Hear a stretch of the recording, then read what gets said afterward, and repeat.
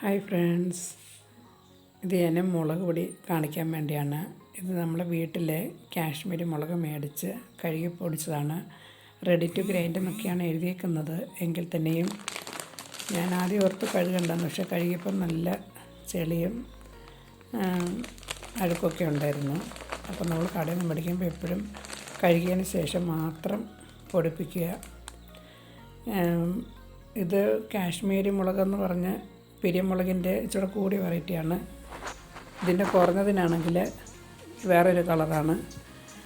നമ്മൾ പാക്കറ്റ് മേടിക്കുന്ന മുളകും ഈ മുളകും തമ്മിൽ വളരെ വ്യത്യാസമുണ്ട്. എരിയില്ലാത്ത കാശ്മീരി മുളക് നമ്മൾ മേടിച്ചാൽ തന്നെ അതിന് ഭയങ്കര എരിയാണിപ്പം. അപ്പോൾ അതൊരു എരിയുള്ള പിരിയമുളക് തന്നെയാണ് പൊടിച്ച് പാക്കറ്റ് തരുന്നതെന്നാണ് തോന്നുന്നത്.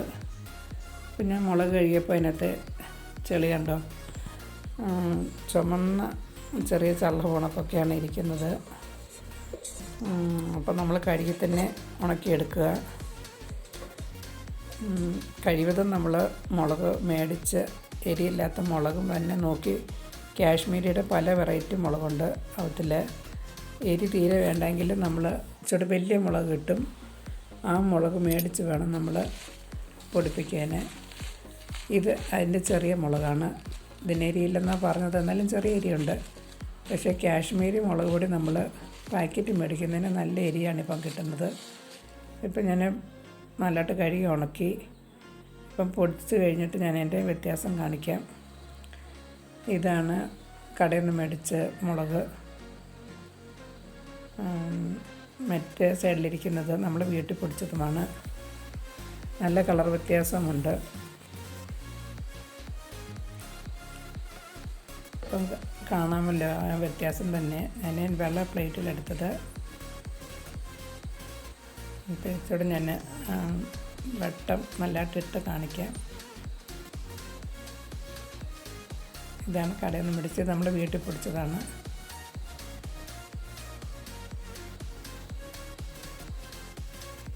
വീട്ടിൽ പൊടിച്ചതിന് നല്ല കളറുണ്ട്.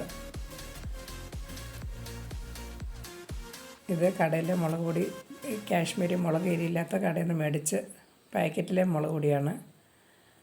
അപ്പോൾ സ്പൂണിൽ തന്നെ നല്ല മുളകും മറ്റേ മുളകിൻ്റെ തമ്മിൽ കളർ വ്യത്യാസം കണ്ടില്ലേ.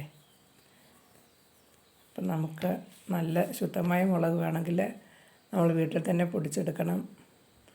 ഇത് മറ്റേ എരി കൂടിയ മുളകാണെന്നാണ് തോന്നുന്നത്. കളർ വ്യത്യാസം തന്നെ കാണുമ്പോൾ. ഓക്കെ.